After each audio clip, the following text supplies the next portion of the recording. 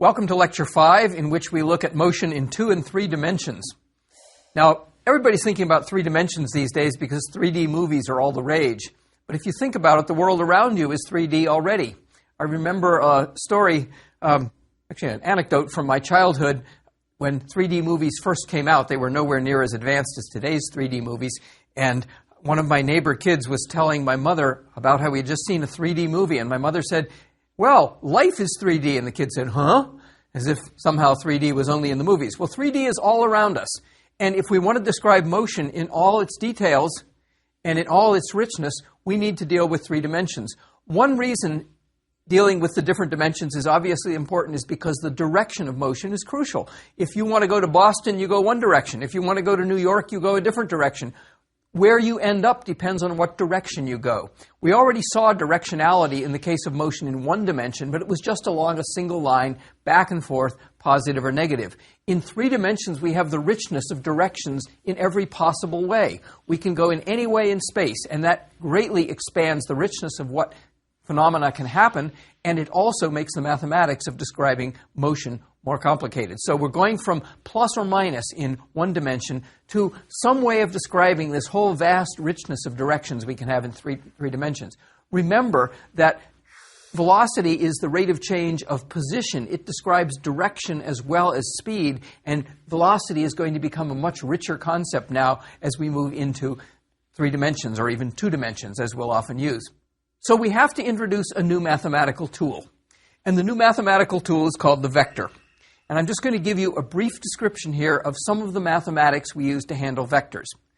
So I want to begin with the paradigm vector, which is a vector that describes displacement. So what I have here is some origin, which I have called O, and some other point, which I've called P. And I want to describe somehow the relationship in the 2-dimensional space of this screen between those 2 points. And so I would draw this arrow, and that arrow is called a vector, and that arrow indicates by its length how far it is from the origin O to the point P. It represents by its direction what the actual direction is if you go from O to P.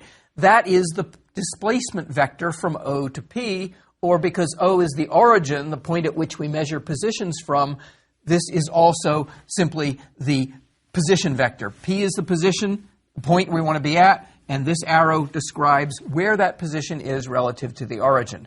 So that geometrical object whose length talks about how far it is from O to P and whose direction talks about the direction from O to P describes in 2 dimensions, and could easily do so also in 3 dimensions, everything there is to know about the relationship in space between O and P. So the vector becomes what was in 1 dimension just a signed number, positive 3 meters, negative 3 meters, whatever. The vector is more complicated to describe. Right now I'm just simply talking about the vector and saying, well, it's a vector from O to P. It's kind of up at this angle. I could give you the exact angle relative to some axis I chose, like the horizontal or the vertical or some arbitrary axis. I could also tell you how far you'd have to walk horizontally and how far you'd have to walk vertically to get to point P. All those would be ways of describing mathematically what that vector is about. Now, we can do things with vectors. We can add vectors, we can subtract vectors, we can multiply vectors by numbers. We can actually also multiply vectors by vectors, but that's going to come much later. Today we'll be looking at adding vectors, subtracting vectors, and multiplying vectors by numbers. So here is this vector. I'll call it R. I'm going to use the symbol lowercase r to stand for radius. This is sort of a radius vector from this origin. It's a distance from the origin and a direction from the origin. And I'm going to put over every quantity that's a vector a little arrow. And that's going to be crucial. My students know that they get 1 point off if they leave off that vector arrow. If they write R without a vector sign equals something else with a vector sign, it's wrong. Because a vector is a new kind of mathematical quantity that is deeper, richer than simply a number. Because it has both magnitude, how big it is, and its direction. And so we're going to designate vectors by putting that arrow over them, and that arrow is going to be crucial. So every time you see that arrow, you're talking about a quantity that has both magnitude and direction. And the paradigm such quantity is displacement, which will be designated, displacement will be delta r. Position itself, measured with respect to some origin, will be given by the vector r. So suppose now I have another point Q over here. So I've got the origin, I've got point P, and I've got point Q. And after I get to point P, I want to go to point Q. So I march along, and there's a different vector that describes the displacement from P to Q, and I'll call that a change, delta again, the delta symbol for change. So that's going to be the vector delta R. So delta R is the change in position when you go from P to Q. And now I want to define adding vectors. Because if I go from O to P and then from P to Q, the effect is the same as if I went from O and ended up at Q. So this vector from O to Q, this arrow with this length and the direction that arrow has, describes a trip, direct trip from O to Q. So that's the sum of the vectors R and delta R. That defines the sum. So that's R plus delta R. And I'm going to use the same mathematical operators, addition, subtraction, multiplication, things like that, that I use with regular numbers. But they're going to have richer meanings with vectors. So this is the position vector and the displacement vector, and we'll get soon to other vectors as well. But there's how we add vectors. We simply take one vector, take another vector, put its tail at the head of the first vector, go to where its head is, and then draw from the tail of the first vector to the head of the second vector, and that vector that results is the sum. Now, we could do that mathematically. We could use the law of cosines. We could put it on a graph. We're not going to get into all those details here, but we will use this concept of vector addition and vector subtraction in the next few lectures.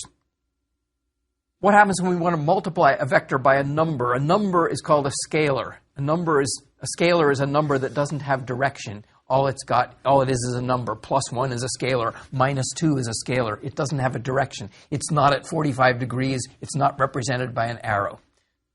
So a vector is a quantity with magnitude and direction. A scalar is a quantity without direction, just a number. So here's a vector v. Again, it's a vector because it's got that arrow over it. Here's vector 2v. It's a vector in the same direction, but it's twice as long. Here's the vector minus v. It's a vector of the same length as v, but it's in the opposite direction because the minus 1 flipped its direction. So that's what it means to multiply a vector by a scalar. And finally, I want to introduce what it means to subtract vectors, because that will be important to us frequently because we're going to want to look at deltas, at changes. So what's the vector R2 in this case minus R1? Well, by definition, it's the vector I'd have to add to R1 to get R2. So there it is. If I want to get to the endpoint of R2 and I'm at the endpoint of R1, I've got to add this vector, which I'll call delta R. It's the difference of R2 minus R1. So one way of looking at subtracting vectors, the vector difference is the vector I have to add to the second vector to get the first. Another way to look at it, what's R2 minus R1? Well, there was my first definition, but another definition is it's the vector I get by adding the vector R2 and the vector minus R1. Because one way of thinking of R2 minus R1 is it's R2 plus minus R1. So let's do that because we know how to multiply a vector by minus 1. It just flips its direction. So there's minus R1 because R1 was a vector that went up like this. So here's minus R1. It doesn't matter where the vector starts. I can move it around. All that matters about the vector is its length, that is its magnitude, and its direction. So I can move the vector all around because where it starts is not relevant. So there's minus R1, and I add those two. I go along R2, I go along R1, and there's the vector delta R equals R2 minus R1. Before it was up here, doesn't matter. Where a vector starts is not important. All that's important is the length of this vector and its direction, in this case horizontally to the right. So that's how we subtract vectors. That's vector arithmetic. So now let's talk about vectors in physics.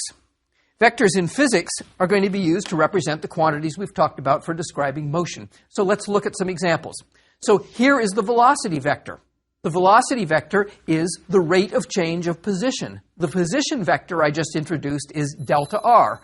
The velocity vector is v. V is delta R divided by delta t. How do you divide a vector by something? Well, delta t, dividing by delta t is the same as multiplying by 1 over delta t, so we know how to do that also. So the vector velocity is defined as the rate of change of position, just as it was before, but now position is a richer quantity, it's a vector quantity, and you'll notice that I have carefully put the arrows over both the v and the r to indicate that these are vector quantities. So the object's average velocity during a time interval delta t is the change in its position, that is its displacement, delta r, during that time interval, delta t.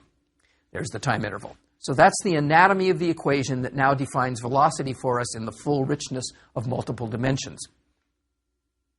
Well, we can do the same thing for acceleration. Acceleration is the rate of change of velocity, just as velocity is the rate of change of position. So again, with the arrows over these quantities, a with an arrow over it is the vector acceleration.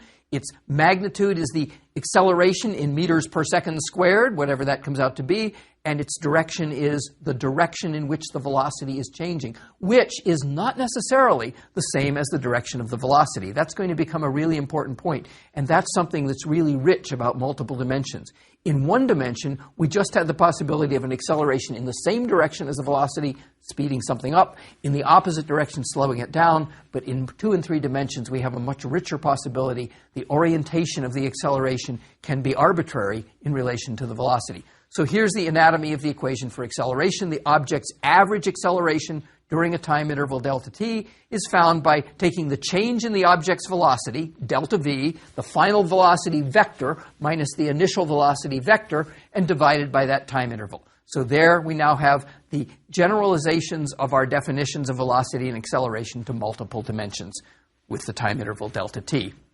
So 2 and 3D are far richer than the one-dimensional motion for reasons I described. Any change in velocity, and I said this in the last lecture, and I'm going to say it again and again and again, any change in velocity represents an acceleration. That could be a change in the magnitude of the velocity vector, it could be a change in the direction of the velocity vector, or it could be a change in both of them simultaneously. Let's take a look at an example. So I want to emphasize that the word acceleration does not just apply to speeding up. You have to broaden your sense of what acceleration means. It's not just speeding up. Here it is speeding up. The car is going faster and faster and faster. Okay, let's look at what went on there. It had some initial velocity when it started out. It had some final velocity. The final velocity in this case was in the same direction. The final velocity vector arrow is longer because it represents a larger speed, the magnitude of the velocity, but it's in the same direction because in this case the car's direction never changed. It did undergo acceleration, and if I take those two vectors and subtract them by taking v initial, taking minus v initial, which is the other way, adding it to v final, I get a small delta v vector that represents the difference in length of these two. It's the difference in length in this case because these two vectors are in the same direction. It's not always that simple if the directions are different. There's delta v, and whatever time interval was involved in this car's trip from the left side of the screen to where it ended up, divide by that time, divide delta v by that time, and I have acceleration. I can't compare the sizes of the velocity and acceleration vectors because that's like comparing apples and oranges. They're measuring different quantities. So that is acceleration as you knew it before and as it describes one-dimensional motion. But I want to emphasize, it's not just speeding up. So here's a car that's going around a corner. At a constant speed, if you were driving that car and looking at the speedometer would read 25 miles an hour the whole time. You say, well, my speed isn't changing, I'm not accelerating. But you are accelerating. And the reason you're accelerating is because there's your initial velocity, it was to the right. There's your final velocity, it's the same length, the same magnitude, the same speed, but it's in a different direction. So, did the velocity change? Yes, the velocity changed. Did the speed change? No, the speed didn't change, but the velocity changed. And let's do the vector arithmetic of that. Here was the initial velocity, here was the final velocity. The difference between them, delta v, is the vector I'd have to add to the initial velocity to get the final velocity. There's delta v. Delta v is at an angle. It's not in either the initial or final direction, and if I divide that delta v by the time interval over which that velocity change took place, I've got an acceleration, and the acceleration is in the same direction as the change in velocity. Notice it is not in the same direction as either the initial velocity or the final velocity. The direction of change in velocity does not have to be the same as that of velocity, and that means acceleration and velocity do not have to have the same directions. And let's summarize these findings about velocity and acceleration and their relationships. First of all, they do not need to be in the same direction. Second, the acceleration in the same direction as the velocity, as we saw in that first example with the car only serves to increase the speed. That's your old-fashioned gut feel for what acceleration means. Acceleration opposite the velocity, and we saw an example of this in a one-dimensional case in the previous lecture, decreases the speed, but doesn't change the direction. And if the acceleration is at right angles to the velocity, and I'm going to prove this rigorously in the next lecture, then the only thing that changes is the direction. But that's still an acceleration. You can be accelerating with your speed staying constant as long as your direction is changing. And one of the biggest misconceptions I see in students of introductory physics is forgetting that changing direction is just as legitimate an acceleration as is changing speed. And both could happen simultaneously. So let's now do what we did in the last lecture. We started out in general talking about motion in one dimension last time, and then we looked at the special case of motion under the influence of gravity near Earth's surface. Let's do the same thing here. So let's talk about the motion under the influence of gravity, but now it can be two-dimensional motion. And again, I emphasize, we're going to set up a coordinate system. That coordinate system is a pure human artifact. Our coordinate system, as I suggested last time, is going to have the x-axis horizontal, the y-axis vertical, and that's useful for a very powerful reason. It turns out that the motion of an object in the horizontal direction is completely independent of the motion in the vertical direction. And because the motion in the vertical direction under the influence of gravity is motion with constant acceleration, we can understand the vertical motion exactly as we did last time in lecture number 4. We can understand horizontal motion even easier because in the absence of any other forces than gravity, the motion is unaccelerated and the object moves at constant velocity. And I'd like to do a demonstration now that shows you just how that works. So what I have here is just a little bracket with a screw on it, and the screw is magnetized, and I'm going to hang a steel ball from that screw. And I have another identical steel ball, identical in size and mass, and I'm going to roll that ball along, and it's going to hit the ball that's hanging there, and they're both going to go off in the kinds of paths that objects describe when they're under the influence of gravity alone in 2 dimensions. However, for reasons I'm going to prove rigorously and mathematically in lecture 14, when an object hits another one of the same mass, and the first object is moving and the second one's at rest, the first object stops completely and the second one takes off with the initial velocity of the first one. So this ball is hanging just over the edge of the table. What's going to happen is the ball that hits it is going to stop and it's going to fall vertically. Its motion is going to be purely vertical. The second ball, the one that's now hanging from that little magnetic screw, is going to take off with a horizontal velocity in this direction. But what I want you to watch is what happens as the 2 balls fall together.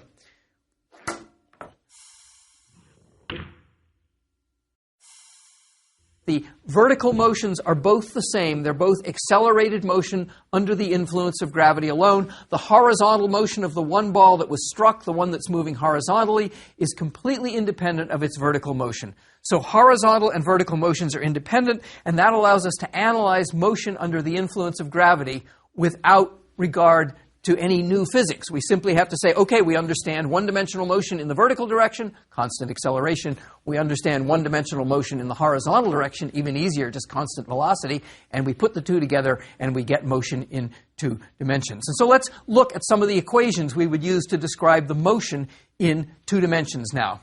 So here are our equations. The first equation is the equation we developed for position x in horizontal motion, but it has no acceleration term because gravity is only vertical. So it's x is the initial x position plus any initial x velocity, and I'm now putting a little subscript x on that velocity times the time. The y is full accelerated motion with the constant acceleration of gravity. Y is the initial y position, the initial y velocity, if it happens to have a vertical motion as it starts, and then there's this term minus a half gt squared that comes from the acceleration of gravity. So that's what the equations are that are going to describe motion under the influence of gravity. We have 2 equations now because we've got 2 dimensions to deal with. The horizontal dimension in which there's no acceleration, and in the vertical direction in which we have the acceleration of gravity. Horizontal position, initial horizontal position, horizontal velocity, which is constant, and time. Vertical position, initial vertical position, initial vertical velocity, the The vertical velocity is going to change with time, so I have to call it y sub 0, and then the gravitational acceleration, introducing this term, minus a half gt squared, and in all these equations appears time. It's in two places in the vertical equation, because once for the initial vertical velocity and once for the acceleration. I could go through a lot of mathematics, but I'm not going to bother you with that. But I am going to point out what happens if we want to understand the equation that describes the motion of an object moving in general under the influence of gravity. For example, here's my tennis ball. I can take this tennis ball and I can give it an initial velocity, some in the horizontal direction, some perhaps in the vertical direction, and I'm going to release it from my hand, and it's going to go something like that, and it's going to describe that arcing path. We want to understand that arcing path. Again, in this course, we're getting mathematical, so let's do it mathematically. So just to make life simple, I'm going to say wherever I started that object, that's the origin. That's x naught equals 0, y naught equals 0. It's got some initial speed, v naught, but that initial speed was given at some angle. So there's some initial velocity vector, and I'm going to use the Greek symbol theta, as I'm doing consistently throughout this course, for angle. So here's what I'm going to do. I'm going to take the horizontal equation, which was pretty simple. It said x was x naught plus the initial x velocity times time. I'm going to solve that for t. And I'm going to plug it into the y equation where I had t. And t appeared two places in the y equation. Once it appeared just by itself, and once it appeared squared. Linear and quadratic terms. And so I end up with this equation. And if you'd like to challenge yourself a little bit, you could do the mathematical exercise of taking the x equation, solving it for t, taking that and plugging it in for t in the y equation, and you will get this equation I show here if you do a little bit of trigonometry and worry about how the initial x velocity is related to the initial speed and the angle, and how the initial y velocity is related to the initial speed and angle, and the tangent comes in there because, well, I get the ratio of those two. So there's an equation. Now, if you look at that equation describes the vertical position of an object starting at position x equals 0 and y equals 0 with some initial speed v0 at some angle theta to the horizontal. That's going to give us the vertical position as a function now of horizontal position. Time's gone because we solved for it. We're losing some information about what's going on, but what we're gaining is a single equation that describes the trajectory. The ratio of the horizontal velocity, which never changes, to the initial vertical velocity turns out to be the tangent of that angle. The horizontal position, which appears twice, is x.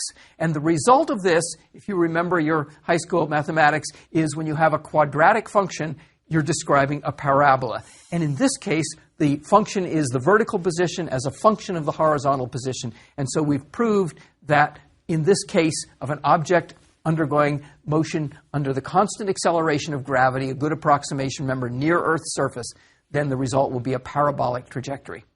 Now, I could go on at great length about this equation and some other things it implies, but I just want to give you a few examples. You might ask the question, at what angle should I throw this tennis ball, for example, in order that it go the farthest? Well, if I throw it straight up, it's going to come right back to my hand, and it's not going to go anywhere. If I throw it above a horizontal surface, but right at the surface, it's going to hit the surface immediately, and it's hardly going to go anywhere. So there must be some angle between those two where it's going to get the maximum range. And not surprisingly, and I could prove this if I wanted to spend 10 minutes doing the mathematics, that angle is 45 degrees. So if I launch this ball at 45 degrees for a given launch speed, which is what my muscles are capable of, I will get the maximum range if I launch that thing at 45 degrees. So let's look at that. Here's a picture that shows you different trajectories, different parabolic trajectories for objects that are launched with the same speed, but with different angles. And what you see are the upper two blue trajectories. It's launched at angles steeper than 45 degrees. And in one case, it doesn't go very far at all. In the next blue case, it goes a bit further. Then you see the red curve that describes what's happening to the parabolic trajectory for the object going at 45 degrees. And you see only one red curve. But you see a blue curve and a corresponding green curve that ends up in the same place. Those are at different angles. In fact, the blue curve is at 60 degrees. That's 45 plus 15. And the upper green curve is at 45 minus 15, or 30 degrees launch angle. And you see, interestingly, that those two have the same range. you might ask yourself which of those gets to the end point sooner. The time was missing from that parabolic equation, but if you went back and solved for the time, you would find, not surprisingly, that the shorter path, the green path, the lower trajectory, gets there a lot faster. But they both get to the same point. They both have the same range. And then the extreme cases are 75 degrees, 45 plus 30, and 45 minus 30 is 15 degrees for the lowest green curve, and you'll notice that those two also end up in the same place. So the maximum horizontal range occurs at a 45-degree launch angle. By the way, again, that's true only in the approximation that we neglect air resistance. If we take air resistance into account, then that result is no longer exactly correct. Launch angles, as I just pointed out, on either side of 45 degrees give equal range. And finally, interesting point to make, if you ask the question, where do projectiles spend most of their time? It turns out, as this movie suggests, that projectiles spend about 71% of their time in the upper half of their trajectory.